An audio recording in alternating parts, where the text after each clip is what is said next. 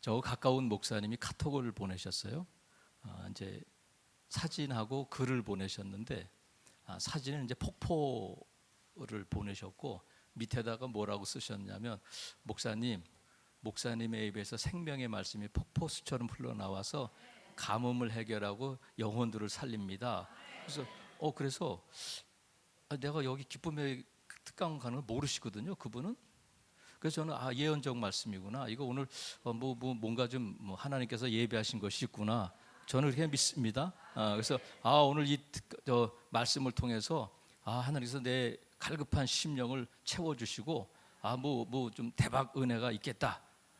믿으시면 되는 거고 안 믿으면 아무것도 없는 것이 어느 목사님이 설교를 하시는데 그 앞에 앉아가지고 권사님이 늘 이렇게 맞닥차는 표정을 주셨다고 그래요. 설교할 때마다 뜰분 표정을 주셨는데 그날은 그 목사님이 설교할 때에 이 권사님이 눈이 또릿또릿해가지고 한마디도 내가 놓치지 않겠다 하는 그런 모습으로 설교를 듣더라는 거예요. 그래서 이 목사님이 너무 신이 나가지고 드디어 은혜의 때가 왔구나. 그래가지고 이 목사님이 막 더 힘을 내서 설교를 하셨다는 거예요. 그래서 막 열받을 때마다 강단을 치면서 여러분 이렇게 했는데 권사님이 계속 막 쳐다보니까 이 목사님이 설교하다가 그래서 막 열이 막 고조돼가지고 그래서 여러분 땅 쳤는데 여기 있는 컵이 딱 떨어졌어요. 그랬더니 권사님이 내가 그럴 줄 알았다 이랬다는 거야.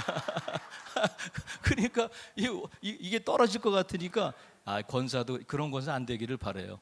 떨어지면 목사님 떨어질 것 같아 그래야 되는데 떨어진다. 그러니까 목사님은 이거 설교 잘해서 집중하는 줄 알고 여러분 오늘 딴 거 보지 마시고 얼굴 까맣다 이런 거 볼 필요 없어요. 은혜 받으시기를 바래요. 기도하겠습니다. 하나님 감사합니다. 종을 또 세우셔서 감사합니다. 하나님께서 필요로 하시고 또 적절한 때에 세워주신 줄로 믿습니다.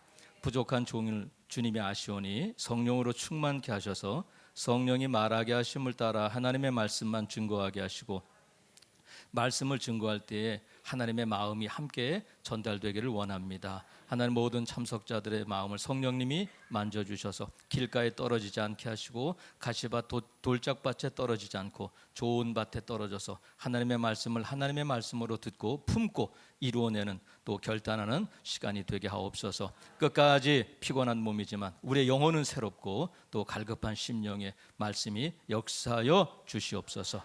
감사합니다 주님. 예수 그리스도의 이름으로 기도하옵나이다. 아멘. 저는 76년에 예수님을 영접했어요. 고등학교를 졸업하고 인생이 뭔지를 잘 몰랐는데 대학 시험에 낙방하면서 인생의 쓴맛을 보게 돼서 근데 대학 낙방하고 나서부터 교회를 다니기 시작했고 예수님을 믿기 시작했는데 그때 우리 가족들 가운데 예수님을 믿는 사람이 없었는데 제가 처음으로 교회 나가고 얼마 있다가 이제 어머님, 누님들 이렇게 다 교회를 나가게 되고 예수님을 믿게 되었는데 우리 어머님이 이제 중풍이 있었어요. 중풍을 2번 이제 맞는다 그러잖아요. 중풍 맞는다 그러잖아요. 그래가지고 이제 다리가 좀 쩔뚝거리고 몸이 불편했는데 그때 제가 76년에 대학 졸업하고 교회 다닐 때만 해도 이 신유 부흥성회가 엄청 많았어요. 그래가지고 어머님이 이제 병 낫는다고 하니까 여기저기 이제 집회를 따라다니셨는데 누가 이렇게 안내하는 것도 아니고 근데 하루는 전화가 왔어요. 누구세요? 그랬더니 그때 핸드폰이 없을 때인데 기도원이라는 거예요. 기도원인데 집회가 끝났는데 어머님이 지금 안 가고 계시다. 다 기도원 다 갔는데 안 가고 계신다. 그래서 지금 온 산을 막 이렇게 뛰어다니고 그러고 계신다. 그래서 이게 무슨 일인가? 그래가지고 그래서 무슨 일이에요? 전 교회 다닌 지가 얼마 안 됐으니까 무슨 일이에요? 그랬더니 이마에 666 표를 맞았다고 그러고 막 등에도 도장을 찍었다고 그러고 막 그러신다는 거예요. 그래가지고 매형하고 같이 이제 차를 타고 기도원을 갔는데 여름에요. 여름에 이제 막 매미 소리가 막 나는데 차를 이제 그 기도원 입구에 딱 세워놓고 어머니를 모시러 갔는데 차에서 딱 내리는데 소름이 쫙 끼치는 거예요. 소름이 안 끼치는 것 같아요. 여름에 매미 소리가 나는데 뭔지도 모르고 저는 갔는데 그래서 기도원에 갔더니 어머님이 강대상 밑에 대자로 누워 계시더라고요. 우리 어머님은 등치가 있으셨는데 근데 기도원 창문으로 이렇게 보니까 드럼이 있고 전자기타가 있고 그러는 거예요. 근데 그때 우리 교회에서 드럼 치고 기타 치는 건 상상도 못할 때야. 그래서 제 생각에 딱 보는 순간 무슨 생각이 들어요? 이단이구나. 아니 어떻게 드럼을 치고 저 기타를 치고 이단 잘못 왔구나. 근데 어머님은 안 가시는 거예요. 어머니 억지로 차에 태워서 왔는데 어머님 집에 와서 그냥 화장실 갔을 때 어떻게 제가 뭐 교회 다니지도 얼마 안 돼요. 그래서 목사님한테 저 구역장 구역 교구 담당 전도사님한테 전화를 했죠. 그랬더니 담임 목사님이 한 번 오셨어요. 오셔서 예배를 하는데 예배 중간에도 왔다 갔다 하고 화장실 가서도 막 안 나오시는 거야. 목사님 기다리고 계신데 목사님이 대충 예배를 끝나고 가셨어요. 그러고 나서는 특별한 조치가 없었어요. 그래서 저는 예수님을 처음 믿고 나서 경험한 것이 귀신이라는 게 있구나. 귀신이 이렇게 드는 게 이런 거구나 했는데 그 다음에 그래 귀신이 들었으면 어떻게 할 거냐 하는 조치가 없이 어머니 돌아가셨어요.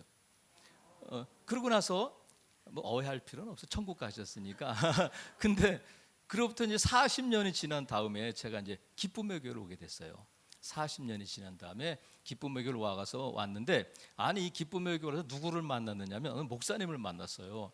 목사님을 만났는데 그 목사님 누구냐면 제가 서울로 이제 내적 치유 공부를 하러 다녔는데 유명한 이름을 대면 아는 분이에요. 근데 거기서 만난 분이야. 근데 이제 저는 이제 먼저 학기에 더 공부하고 이번엔 첫 번째 학기였는데 그 강사 목사님이 박사 학위를 공부하고 있어가지고 오후 마지막 시간에는 사모님이 이제 실습을 했어요. 실습을 했는데 8주인가 이렇게 걸쳐서 실습을 했는데 마지막 시간이 뭐냐면 축사야. 축사하는데 이제 그 목사님이 이제 누가 할까요? 그러니까 제가 하겠습니다. 그 목사님이 이제 축사를 받기로 했는데 사모님이 이제 앉고 그 목사님을 앞에 앉혀놓고 악한 영 나와 전면에 나와 막 그렇게 했어요. 그거를 한 10분, 15분 이렇게 계속 그러니까 학생들은 옆에서 쫙 지켜보고 있고 사모님은 계속해서 악한 영 나와 전면에 나와 막 이러고 있는데 이 목사님은 이러고 있는 거예요. 그러다가 한 20분쯤 지났는데 이 목사님이 갑자기 왜 이러세요? 귀신이 있으면 벌써 나왔지. 그러면서 자기는 다 회개 귀신이 없다는 거예요. 우리 지켜보는 우리도 저 사모님 저거 어떻게 되냐 이거 학생들 앞에서 좀 시범 보이고 지금 뭔가를 지금 해야 되는데 목사님이 자기 안에 귀신이 있으면 벌써 나왔지 왜 이러시냐고 막 화를 내고는 가버렸어요. 그러면 여러분이 제 입장에는 어때요? 저는 또 착하잖아요. 그 사모님을 위로해 드려야 되잖아. 그래서 저 목사님도 그렇게 얘기를 해야 되나 그래서 또 사모님을 위로해 드리고 사모님 좀 뭐가 좀 다시 기회가 있겠죠 막 그러겠는데 그리고 이제 수업이 끝났어요. 종강했어요. 그래가지고 제가 이 기쁨의 교회로 왔는데 그 목사님 여기 딱 와 있는 거야. 그러면 여러분이랑 무슨 생각이 듣겠어? 분명히 거기서 귀신이 안 나오고 자기는 귀신이 없다고 했는데 제 관심은 은혜 받고 그런 것보다 그 목사님은 계속 뒤에서 보는 거야. 귀신이 나오나 안 나오나, 귀신이 나오나 안 나오나 이렇게 보고 있는데 만약에 저분에게서 귀신이 나오면 뭔가가 된다 나도. 근데 저 양반에게 귀신이 안 나오면 거기나 여기나 뭐 객긴 도끼니다 이렇게 생각하라고 했는데 그 목사님이 여기 집회에 참석해가지고 하루 이틀 지나면서 막 떼굴떼굴 굴르고 뭐 기침을 하고 막 난리가 난 거예요. 그래서 제가 보니까 거기서는 안 나온 게 여기는 나오는구나 믿게 됐어요. 믿게 돼가지고 그 목사님이 나중에 이제 협력사역자가 되셔서 협력사역자가 되셨는데 제가 이거 되는 거다. 저분이 거기서 분명히 그 유명한 목사님 밑에서 배워가지고 안 됐는데 여기서 하는 거 보니까 되는구나. 저도 이제 마음을 딱 해서 했는데 저에게도 나타났겠어요? 안 나타났겠어요? 똑같이 나타났어요.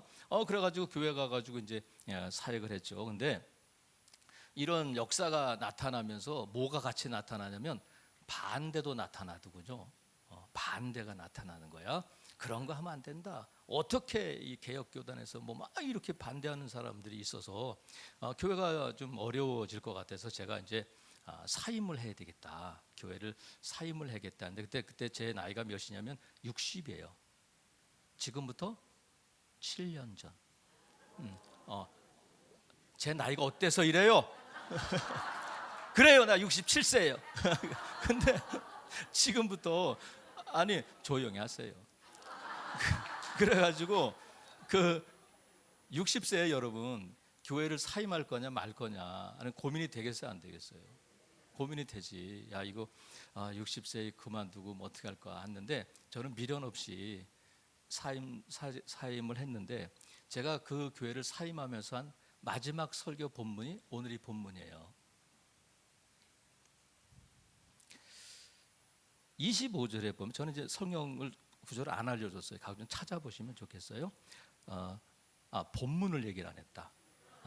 누가복음 큰일 날 뻔했다. 10장 36절 37절 말씀이에요. 딱 버티고 저기 PPT 뛸 때까지 안 띄어져요 오늘. 한번 찾아보세요. 한번 찾아보세요. 누가복음 10장. 은혜 받는 것보다 이거 뜨는 걸 더 좋아하시는 거예요. 자, 누가복음 10장 36절 37절 같이 한번 읽어볼게요. 시작. 내 생각에는 이 세 사람 중에 누가 강도 만난 자의 이웃이 되겠느냐. 이르되 자비를 베푼 자니이다. 예수께서 이르시되 가서 너도 이와 같이 하라 하시니라. 아멘. 우리가 잘 알고 있는 본문이잖아요. 25절에 보면 어떤 율법 교사가 일어나 예수를 시험했다 이렇게 돼 있어요. 그러니까 이 비유의 시작이 어떤 율법 교사가 지금으로 말하면 신대원의 한 구약학 교수 뭐 그렇게 생각하면 돼요. 구약학 교수인데, 이 율법 교사가 예수님을 찾아와 가지고 질문을 했는데, 질문의 의도가 뭐냐면 시험을 했다는 거예요. 시험이 뭐예요? 내가 교수고 내가 율법에 너 그래도 전문가인데 너보다는 낫다, 이런 걸로 온 거예요. 뭘 물어봤냐면, 선생님 어떻게 하면 내가 영생을 얻겠습니까? 물어봤더니 예수님이 보통 분이 아니시잖아요. 그 시험의 의도를 다 아시고는 성경에 뭐라고 돼 있어?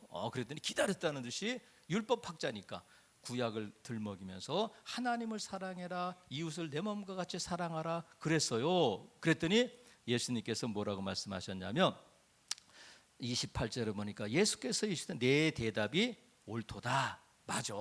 근데 이를 행하라, 그러면 살리라, 이렇게 말씀하셨어요.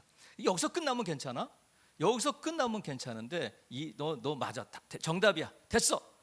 그러니까 가서 이렇게 살아, 그러면 되는데, 이 29절에는 뭐가 있냐면, 그 사람이 자기를 옳게 보이려고 그랬는데, 그 사람이 앞에 뭐가 있냐면 그러나, 그런데 뭐 이렇게 그 단어가 있어. 우리 말에는 없는데 영어 성경에는 but, 그러나 이런 말. 왜냐하면 이 율법 교사가 뭘 확인하고 싶으냐면, 누가 이웃인가요?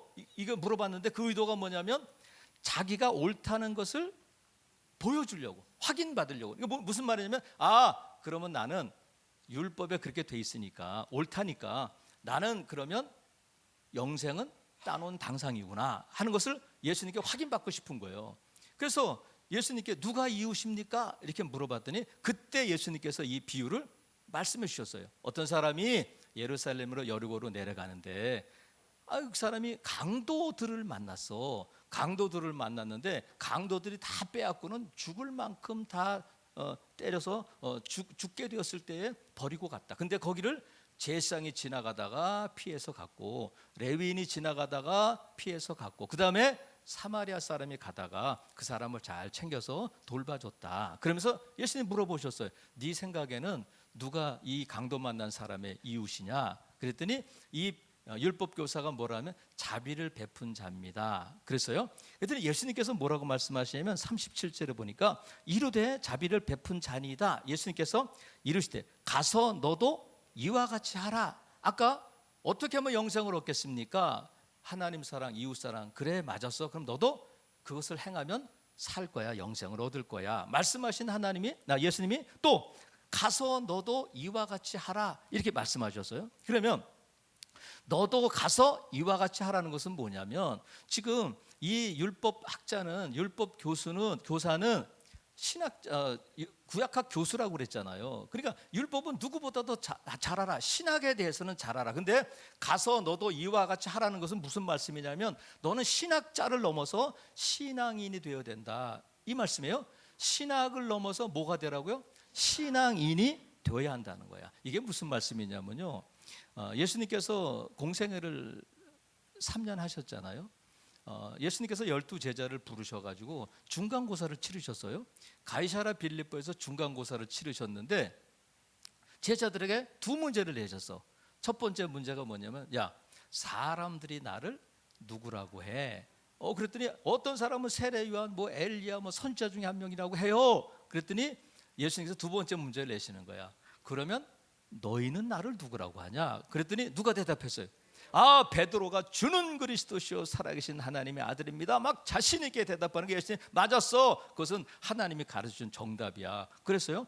베드로가 칭찬을 받았는데 조금 있다가 예수님께서 십자가를 지시고 고난당하고 이제 죽으시고 부활할 거야 말씀하셨더니 베드로가 예수님을 붙들고 항변하다가 예수님께 뭐라고 책망을 들었냐면, 사탄아 내 뒤로 물러가라. 예수님이 그러셨어요. 그러니까 조금 전에 칭찬받았던 베드로가 이제는 사탄아 내 뒤로 물러가라는 책망을 받는 베드로는 왜 이러는 걸까요, 도대체? 응?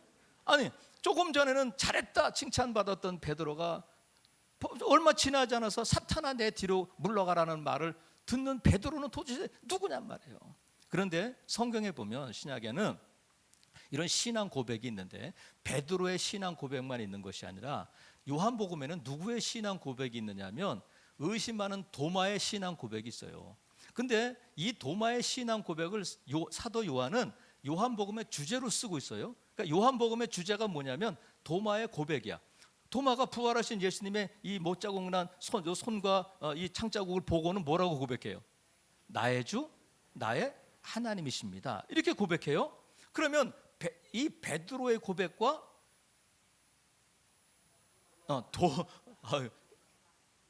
제가 나이 아까 말씀드렸지. 그러니까 이 베드로의 고백과 누구?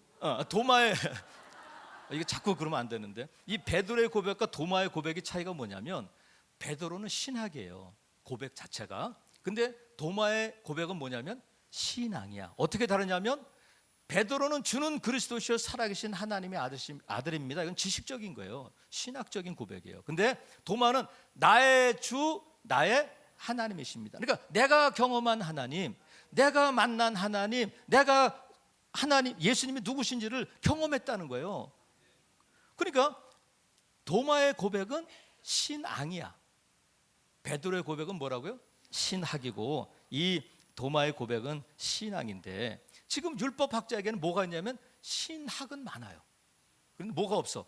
신앙은 없는 거예요. 여러분, 목회자의 고민이 뭐냐면 성도들은 왜 안 변할까? 인간들은, 성도들은 변하나 안 변하냐? 변하냐? 저 인간이 언제 변하냐? 이게 목회 평생의 고민이야. 그러니까 목회자 아닌 분들은 우리 목사님이 그거 고민하고 있다는 것만 알고 계셔도 큰일 하는 거예요. 응? 근데 여러분, 성도는 변해요, 안 변해요? 응? 자, 사도 바울이 쓴 바울 서신의 특징이 뭐냐면 전반부에는 교리, 이론, 신학을 말해요. 근데 후반부에 가면 실천, 행동, 결단. 그래서 이것이 신앙이야. 로마서도 11장까지는 교리지만 12장부터 16장까지는 실천이에요. 어떻게 살아야 하느냐. 에베소서도 1장부터 3장까지는 교회, 성도가 누구냐. 그래서 4장부터 6장까지는 성도는 어떻게 살아야 할 것인가 하는 것에 대해서 말씀하셔요. 그러니까 신학만 중요한 것이 아니라 신앙도 중요하다. 그래서 신약성경 27권 가운데 제일 먼저 쓰여진 책을 보통 야고보서로 봐요. 근데 야고보서가 쓰여질 때의 상황은 예수 믿는다는 것 때문에 고난받고 도망다니고 빼앗기고 죽고 하던 때예요. 그러면 그들에게 뭐가 필요하겠어요? 힘내, 도와주실 거야, 하나님이 너를 기억하셔, 위로해야 되는데, 야고보가 쓴 야고보서의 주제가 뭐냐면 똑바로 살라우, 이거예요. 니들 똑바로 살라우, 혀 조심하고 너 차별하지 말고 기도 열심히 하고, 이런 거잖아요. 왜냐하면 우리가 신학이 부족해서가 아니라, 몰라서가 아니라 어떻게 살아야 할 것인가에 대한 부족 때문에 안 변하고 있다는 거예요. 어제 오늘의 문제가 아니라 2000년 전에도 3000년 전에도 모세 시대에도 똑같았다는 거야. 그래서 예수님께서 율법학자에 대해서 잘 알고 있구나. 근데 아는 것이 다가 아니야. 그렇게 살아야 된다. 이렇게 말씀하셨어요. 그래서 율법학자가 물어보잖아요. 그럼 누가 이웃이에요? 이렇게 물어봐요. 왜 물어봤느냐면 이 율법학자는 왜 이걸 물어보느냐면 이 이웃의 개념을 어떤 그 바운다리, 어떤 범주로 생각하는 거예요. 유대인이 내 이웃이다. 근데 예수님께서는 이 바운더리적인 문제가 아니라 너의 도움을 필요로 하는 사람이 있을 때에 네가 이웃이 되는 거다. 그러니까 누가 이웃이냐가 아니라 네가 이웃이 되어야 한다는 거야. 그래서 오늘 이 본문에 본문을 읽을 때 우리가 오해하지 말아야 할 것이 있어요. 그것이 뭐냐면 지금 이 비유의 제목을 우리는 보통 선한 사마리아인의 비유 이렇게 부르잖아요. 그죠? 선한 사마리아인의 비유 이렇게 부르는데 이 비유는 저는 조금 부족하지 않나 싶어요. 근데 왜냐하면 선하다고 하는 것의 반대 개념이 떠오르기 때문에 그래요. 선한 거의 반대는 뭐야? 악하고 나쁘다는 거잖아요. 그러면 선한 사마리아인이면 나쁜 놈들은 누구야?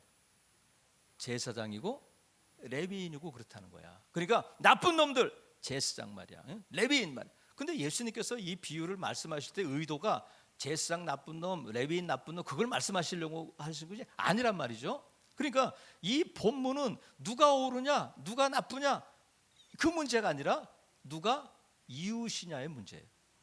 이게 누가 이웃이냐 하는 거예요. 이건 아주 중요한 일이에요. 자, 제사장과 레위인은 나쁜 사람이 아니에요. 이 사람들은 자기의 맡은 직분을 최선을 다해서 하고 자기가 지금 하나님을 섬기고 성전을 섬기고 하는 일이 있기 때문에 피 흘리는 사람을 만지면 부정타기 때문에 그걸 만질 수 없는 거예요. 그 사람을 탓할 수는 없어요.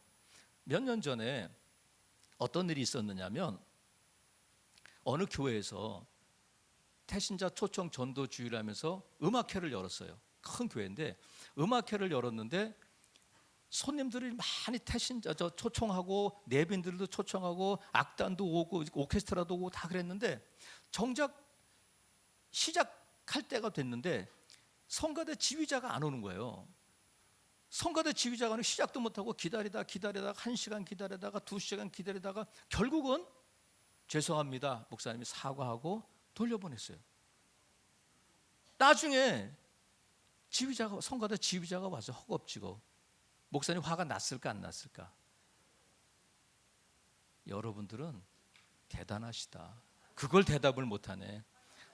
화가 났겠죠. 그래서 물어봤어요. 자네 왜 늦었나?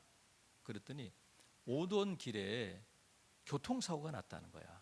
근데 자기가 난 건 아닌데 자기 앞에서 교통사고가 심하게 나가지고 막 사람들이 피를 흘리고 막 쓰러져 있는 걸 보면서 자기가 그 사람을 도와야 될 것 같아서 다 도와가지고 병원에 보내고 오느라고 지금 왔습니다. 그때 목사님이 잘했어 그랬을까 아니면 그만둬 그러셨을까? 여러분은 귀신이다. 근데 그 목사님이 그 지휘자를 해고시켰다고 그래요. 그러니까 이건 쉽지 않은 일이에요. 재성을 왜 갔을까? 나쁜 놈들.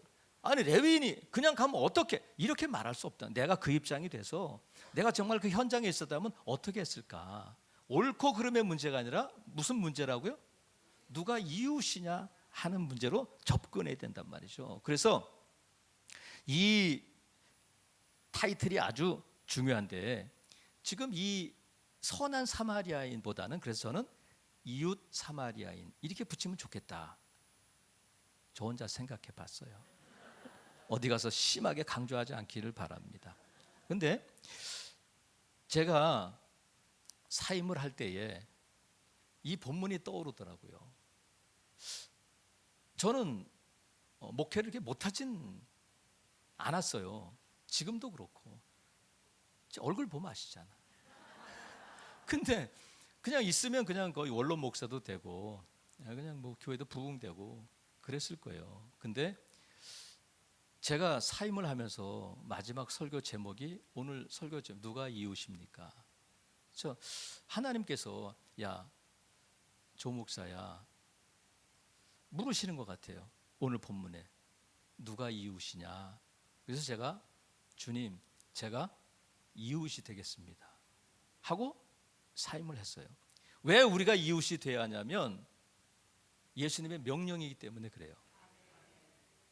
그리고 또 하나는 세상이, 성도가 누구를 필요로 하냐면 이웃을 필요로 하기 때문에 그래요.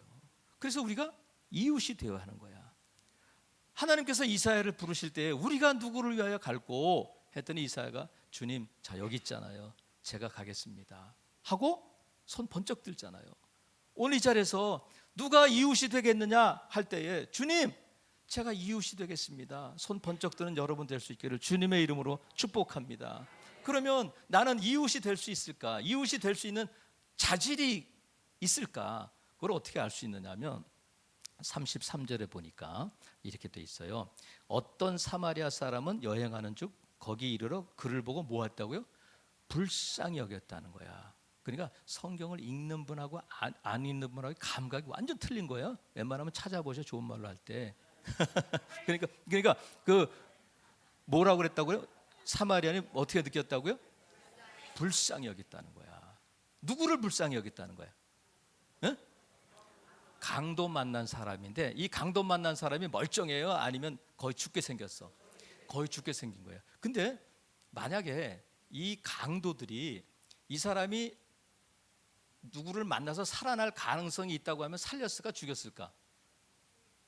죽였지. 후환이, 그거 당연히 죽이죠. 근데 왜 목숨만 살려줬을까? 내버려도 죽으니까.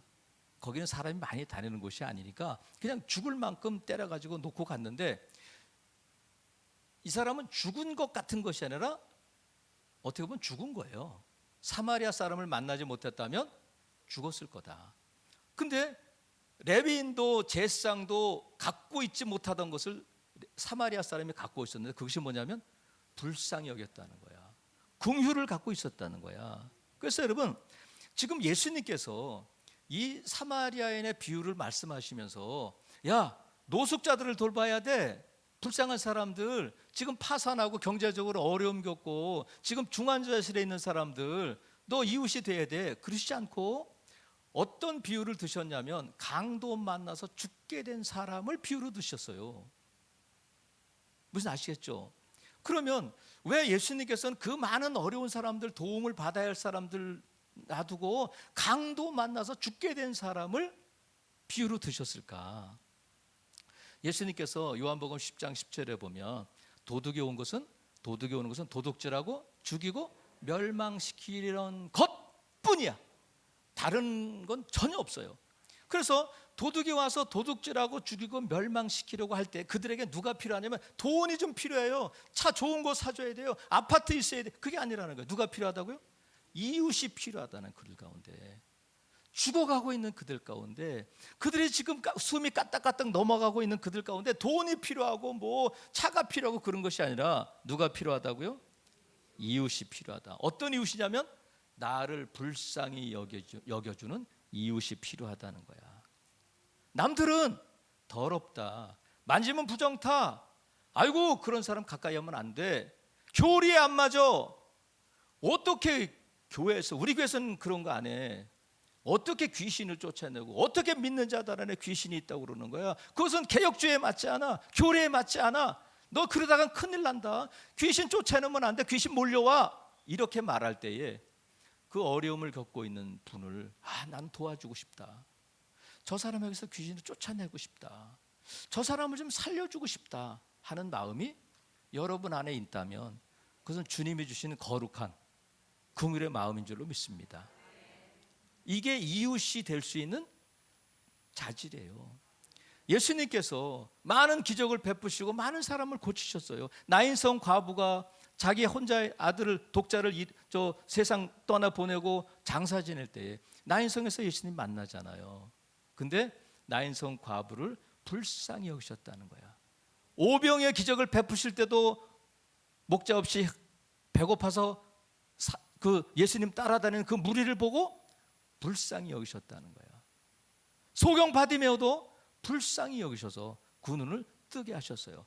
근데 여기서 불쌍히 여기셨다고 할 때 이 불쌍히 여기다는 단어가 어떤 뜻이냐면 내 안에 들어온 너의 아픔, 내 안에 들어온 너의 슬픔, 내 안에 들어온 너의 고통. 그러니까 예수님께서는 아유 안 됐다, 아유 야야야 좀 어떻게 좀 도와, 이러신 것이 아니라 내가 울고 있을 때, 내가 힘들 때, 내가 어려울 때 그 아픔과 외로움과 슬픔을 그대로 똑같이 느끼신다는 거예요. 그래서 도우실 수 있는 거예요. 이 마음이 불쌍히 여기는 마음인 줄로 믿어요. 남들은 다 안 된다고 하고, 남들은 교리 따지고, 남들은 무슨 뭐 전통 따지고 할 때에 나는 그 사람이 불쌍해. 도와주고 싶어. 살려주고 싶어. 그런 사람이 이웃이 될 수 있는 자격이 있는 줄로 믿습니다. 그렇다면 여러분, 무엇으로 우리가 사마리아니, 무엇으로 우리가 이웃이 될 수 있을까? 오늘 본문에 보면은요, 35절에 보면 띄워줄 수 좀 띄워주세요. 아이고 참, 그 이튿날 그가 주막 주인에게 데나리온 몇 개를 줬다고요? 2를 내어줬다는 거야. 데나리온은요, 로마 군인이 하루 임금, 노동자의 하루 품삯이 1데나리온이야. 그러니까 이 데나리온인데, 그렇게 따질 것이 아니라 이 당시에 하루 숙박비가 얼마냐면 이 1데나리온이면 한 달을 숙박할 수 있는 돈이라고 그래요. 그러니까 32분의 1 데나리온이 하루 숙박비야. 그러니까 이 데나리온이면 얼마를 잘 수 있어요? 네? 여러분 뇌를 쓰세요. 뇌를. 네? 이 데나리온이면 얼마를 잘 수 있어요? 2달을 잘 수 있어요. 2달을. 우리나라 사람은 꼭 2번 물어봐요. 2번. 그러니까 이게 만만치 않은 돈이에요. 여러분 모텔에서 자면 하루 5만 원이죠 최소. 그럼 얼마요? 300만 원이잖아. 300만 원. 그러니까 여러분 괜찮아. 수학 못하는 거 뭐 우리 여러분 자녀가 누구 닮아서 그러겠어. 다 나 닮아서 그런 거지. 그러니까 2달치 300만 원 정도인데, 여러분 우리가 이웃이 되는데 돈으로 한다면 못해 우리는. 그죠? 돈으로 한다면 이웃 될 수 없어요. 근데 우리가 무엇으로 이웃이 될 수 있느냐면 먼저는 예수 그리스도의 이름으로 되는 거예요. 뭐로 된다고요? 예수 그리스도의 이름이. 하나님께서 하나님의 자녀들에게 주신 마스터 카드가 있어. 마스터 카드. 어디나 갈 수 있고 천국도 갈 수 있어요. 무엇이든지 살 수 있고 무엇이든지 할 수 있는 그 카드가 예수 그리스도의 이름으로 된 카드예요. 근데 여러분 우리 기쁨에게서 이종선 목사님 늘 강조하시는 거 있잖아. 예수 그리스도의 이름으로 하는 축복, 선포, 명령은 능력이 있다. 응답된다. 믿으시면 아멘. 그러니까 하나님께서 우리에게 예수 그리스도 그 이름을 주셔서, 예수님께서 이제는 너희가 내 이름으로 무엇을 구하지 내가 시행하겠다 약속해 주셨어요. 근데 이 예수 그리스도 그 이름에 대해서 이 카드를 안 써. 여러분 카드, 인천에는 이음 카드라고 있어요. 처음 이음 카드를 만들었을 때 적립이 많이 돼가지고 쏠쏠했어. 그래가지고 적립하는 재미로 이음 카드 많이 썼어요. 카드는 쓰면 쓸수록 포인트가 적립돼요. 예수 그리스도 이름의 카드도 쓰면 쓸수록 적립이 되는 거야. 근데 제 친척 중에 한 명 아들이 이제 취직을 해가지고 어버이날에 엄마에게 무슨 선물을 줬냐면 카드를 줬어요. 카드를 주고는 엄마 이거 필요할 때 쓰세요. 그랬더니 그 엄마가 옷도 사고 막 구두도 사고 그러면 좋잖아. 맨날 쓴다는 것이 마트에 가가지고 파 사고 근데 카드를 쓰면 띠리링 하고 아들한테 가거든요. 전화가 와. 엄마 아니 왜 맨날 2,000원 3,000원 만 원짜리 사세요. 옷도 좀 사고 그러세요.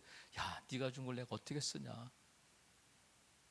여러분 예수님의 그 이름 아끼라고 주신 게 아니야. 팍팍 쓰라고 하는 거예요. 어디에 쓰라고요? 아니 그건 어떻게 쓰는 거고. 이웃되는 일에 팍팍 쓰라는 거야. 어느 미국 마트에서 그런 일이 있었다고 그래요. 그 5살짜리 아이가 엄마랑 마트를 가는데, 엄마가 너 마트 엄마랑 같이 가려면 절대 거기 가서, 이 아이가 초코 쿠키를 좋아한다고 그래요. 초코 쿠키 사달라고 그러면 안 돼. 사달라고 그럴 거야? 안 그럴 거니까 안 그럴게요. 그러고 갔어요. 가가지고 얘를 이제 카트 앞에 태워가지고 이렇게 가는데 초코쿡 벽을 지나가는데 먹고 싶으면 막 어떻게, 근데 엄마 저것 좀 사주면 안 돼요. 그러니까 너 뭐라고 약속했어? 안 한다고 그랬지. 알겠어요. 딴 데가 또 지나가니까 또 먹고 싶은 거야. 엄마 쿠키 좀 사주면 안 돼요? 안 돼. 약속했지. 그리고 엄마가 그냥 냉정하게 그냥 계산대로 가는 거예요. 근데 계산대로 지나가면 끝이잖아. 그러니까 이 아이가 카트에 앉아가지고 뭐라냐면, 나사렛 예수 그리스도의 이름으로 명하느니 엄마는 나에게 초코 쿠키를 사줘라 이렇게 했어요. 아니 근데 그러고 나서 그 아이가 5살짜리가 카트에 앉아서 그러니까 주변에 있던 사람들이 깜짝 놀란 거예요.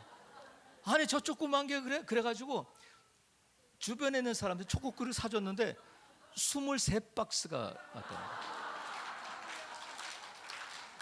그러니까 요쪽은 좀 박수를 치시는데 요쪽은 냉랭하시구만. 근데 박수 안 치셔도 내일 아니니까. 근데 이게 실제 있었던 방송에서, 미국 방송에서 나온 간증이에요. 그러니까 여러분, 예수님의 그 이름 카드를 초코 쿠키 쓰는데 쓰면 안 되잖아. 응? 초코 쿠키보다 못한 예수님의 이름이 돼서는 안 된단 말이에요. 우리 주님께서 여러분 이 카드로 천국도 가는데, 베테랑이라는 영화에 보면 황정민이라고 하는 그 주인공이 형사예요. 근데 의로운 형사예요. 근데 형사 가운데는 좀 질이 낮은, 이렇게 막 돈 받고 그런 형사도 있잖아요. 범인을 자꾸 보니까 자기 형사가 연루돼 있는 거야. 그러니까 그 주인공이 그래. 야, 우리가 돈이 없지 가오가 없냐? 이렇게 딱 말해. 멋있잖아요. 야, 우리가 돈이 없지 가오가 없냐? 여러분, 우리가 이웃이 되려면 우리가 돈이 없지 이름이 없어요? 아니 우리가 돈이 없지 능력이 없어요? 돈으로 하는 게 아니에요. 예수 그리스도 이름으로 한다. 그리고 또 하나는 오늘 본문에 보면 34절에 보면 가까이 가서, 이 사마리아인이 가까이 가서, 한번 읽어볼까요? 같이 시작. 가까이 가서 기름과 포도주를 그 상처에 붓고 싸매고 자기 짐승에 태워 주막으로 데리고 가서 돌보아 줬다. 기름과 포도주를 가지고 다니는 거예요. 상비약이에요. 그리고 우리 뭐 설사약 갖고 다니는 것처럼 이 가지고 있던 그 기름과 포도주를 바르고 돌봐주고 주막으로 데리고 갔다는 거야. 근데 여러분, 아까 새벽에도 그 임 목사님 할 때 본문에 나오더라고요. 누가복음 4장 18절 19절에 우리가 잘 알고, 주의 성령이 내게 임하셨으니 이는 가난한 자에게 복음을 전하게 하시려고 내게 기름을 부으시고 나를 보내서 포로된 자에게 자유를, 눌린 자를 자유롭게 하고 주의 은혜를 전파하게 하려 하십니다 말씀하셨어요. 그러니까 예수님께서 하나님이 나를 보내셨어. 그래서 나는 왔어. 포로된 자에게 자유를, 눌린 자에게 자유를 선포하고 그들을 풀어주기 위해서 내가 왔어. 누구로 왔느냐면 나는 이웃으로 왔다는 거예요. 이웃으로, 우리 곁에 이웃으로 오셨다는 거예요. 저는 그래서 이종선 목사님이 누굴까? 이종선 목사님 우리가 뭘로 표현하면 좋을까? 저는 이 본문을 생각하다가 이종선 목사님이 하는 사역은 이웃 사역이구나. 이종선 목사님은 좋은 이웃이구나. 우리를 가르치고 우리를 통해서 뭐 이렇게 뭐 치부하시려고 하시는 게 아니잖아요. 아까 오전에 본 것처럼 고개가 이렇게 기울어져 있는 그 여자 청년을, 그 교회가 큰 교회잖아요. 그러면 이 청년에게 필요한 것은 건물도 아니에요. 제자 훈련도 아니에요. 응? 그리고 음을 잘 내는 성가대도 아니에요. 누가 필요하냐면 이 청년에게는 이웃이 필요한 거예요. 이웃이 나를 불쌍히 여기고 나를 포로된 자에게서 자유를 얻게 하는 이웃이 필요한 거라는 거예요. 그 이종선 목사님은 이웃이야. 제가 며칠 전에 우리 교회 청년이 이제 코로나 때 안 나오다가 가끔 나오던 청년이 문자가 왔어요. 목사님, 제가 깨달은 것이 있는데 사람은 역시 믿음이 아니면 안 변하겠군요. 제가 오늘 예배에 가겠습니다. 수요일 날. 그래서 저는 이 녀석이 기도해달라는 얘기구나. 그래가지고 와라. 예배가 끝나고 이제 기도해 줬어요. 다 가고 둘이 앉아가지고 둘이 손을 얹고 기도를 하는데 저는 기도할 때 이렇게 막 교회에서 뭐저 소리는 안 지르고 그냥 기름 부심만 해요. 근데 조금 이렇게 머리에 손 얹고 기도하는데 주님 불쌍히 여겨주시 하는데 이러더니 갑자기 머리를 막 박고 막 과격하게 막 그러는 거예요. 그래서 얘를 데리고 유아실로 들어가서 뉘어놔야 되겠는데 우린 개인 의자니까 거기서 잘못되면 곤란하잖아요. 안 일어나는 거야. 그래서 계속 또 붙들고 기도하다가 이제 가까스로 유아실에 데려가서 이제 기도를 하고 한참 동안 3시간 동안 기도를 해주고 좀 괜찮아져 가지고 기도하고 이제 묻고 마쳤는데 가라. 내일 다시 와라. 그리고 갔어요. 가가지고 아침에 문자가 와서 목사님 너무 좋아졌어요. 사람 만나는 것도 좋고 감사합니다. 그래 왔는데 저녁에 문자가 와서 또 목사님 어제하고 똑같은 일이 나타나려고 그래요. 지금 제가 이상해요. 빨리 교회로 와라. 그래서 제가 목사님들하고 식사하다 말고 불이 나게 교회로 왔어요. 근데 교회 오는 도중에 전화가 왔어요. 그 제가 핸드프리로 이제 전화를 받으니까 막 소리를 지르면 죽여버릴 거야. 막 집에서 그런데 제가 집을 몰라요. 그리고 갈 수도 없고 얘가 지금 이래가지고 교회도 못 오고 죽여버릴 거야. 다 막 그러고 있으니까 엄마는 무서워가지고 문을 잠그고 들어오면 나 죽여버려 막 이러고 있으니까 그래가지고 우리가 8시부터 기도회가 있어요. 매일 8시 이제 8시에 기도회를 인도하고 있는데 그 청년이 왔어요. 와가지고는 이상한 표정으로 왔죠. 왔는데 제가 기도회를 인도하다 말고 여러분 각자 기도하세요. 그리고 찾으러 갔더니 없어. 보니까 우리 그 복사실에 들어가서 이렇게 쪼그리고 막 앉아 있더라고요. 그래서 제가 이건 얘가 좀 과격할 수 있기 때문에 나 혼자는 안 되고 누가 좀 도와주면 좋겠다.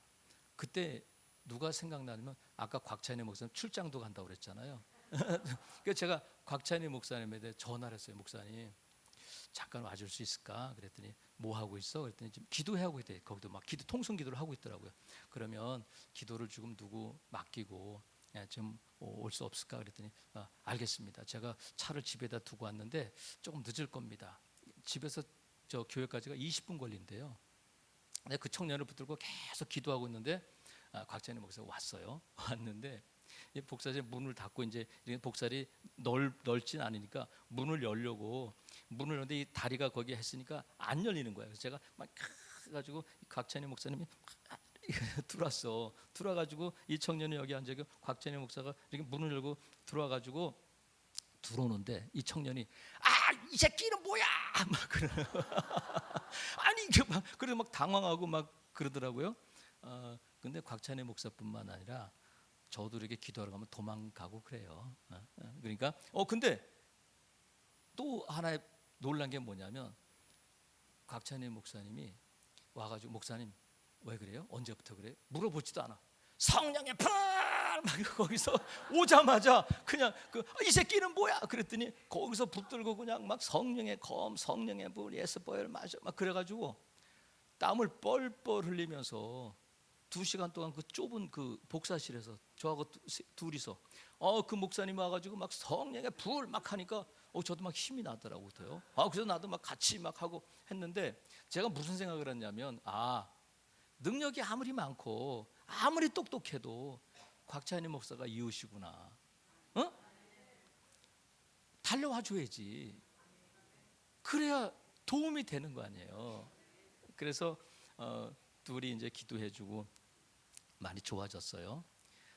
좋아졌는데 그 청년이 그래 지금도 이제 기도하고 있습니다. 근데 목사님은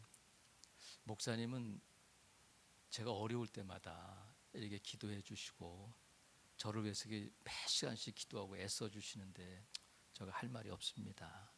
고맙습니다. 그래서 제가 그 청년에게 그랬어. 얘야, 나는 너의 이웃이야.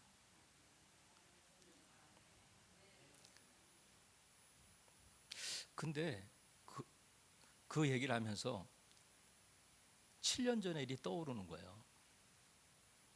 내가 사임한 이유가 이웃이 되겠습니다 하고 사임했는데, 잘하는 일이구나.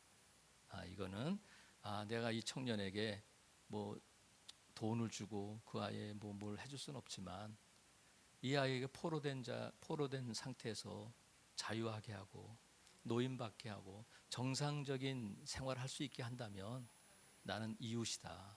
저는 그렇게 믿습니다. 여러분, 오늘 본문에 나오는 제사장 레위인 있잖아요. 제사장은 세습직이야. 아론의 후손이에요. 아무나 못 돼. 레위인은 레위 지파야. 레위 지파만 성전에서 봉사할 수 있어요. 아무나 못 돼. 하지만 이웃은 누구나 될 수 있다. 내가 제사장은 못 돼도, 내가 레위인은 못 돼도 이웃은 될 수 있다. 여러분은 좋은 목사, 좋은 사모, 존경받는 장로, 남들이 좋아하는 권사 될 수 있어요. 하지만 여러분이 정말 사모하시기를 바라는 것은, 하나님, 저는 좋은 목사, 좋은 사모, 존경받는 장로 이전에 좋은 이웃이 되겠습니다 하면 그것을 하나님이 기뻐하실 줄로 믿어요. 그래서 저는 이 기쁨의 교회 성회를 이웃 사관학교다 그렇게 부르고 싶어요. 이웃 사관학교. 이종선 목사님 우리의 이웃이 되셔서, 아무쪼록 여러분, 저와 여러분이 이 자리에서 기름 부음 받고 능력 받고 아까 말씀드린 여러분의 현장에서 똑같이 나타나요. 똑같이 나타나요. 어디다 쓸 거냐? 그거, 주님, 제가 이웃 되겠습니다. 주님, 저를 필요로 하는 사람, 남들은 다 그거 교리에 안 맞아. 지금 어느 시대인데 그딴 짓을 하고 있어. 다른 사람들이 알면 어떡하려고 그래.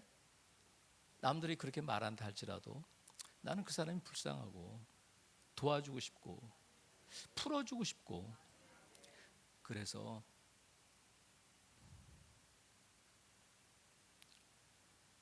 우리가 이 좁은 데서 이렇게 앉아 있는 거잖아요. 아무쪼록 여러분, 이 자리에서 정말 하나님이 주시는 그 성령의 충만한 기름 부으심과 능력 받으셔서 눌린 자, 포로된 자를 자유케 하고 좋은 이웃, 살리는 이웃이 되는 여러분 되시기를 주님의 이름으로 축복합니다. 기도하겠습니다. 하나님, 우리가 이웃입니다. 세상 사람들이, 신학자가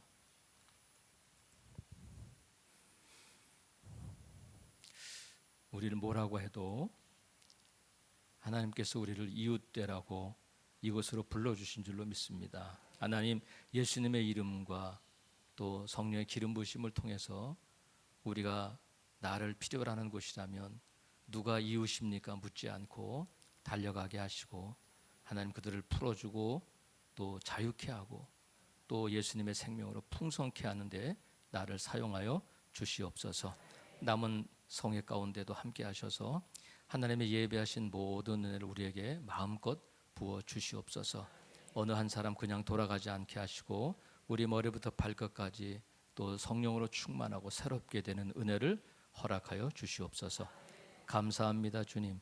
예수 그리스도의 이름으로 기도하옵나이다. 아멘. 광고 말씀드릴 텐데요.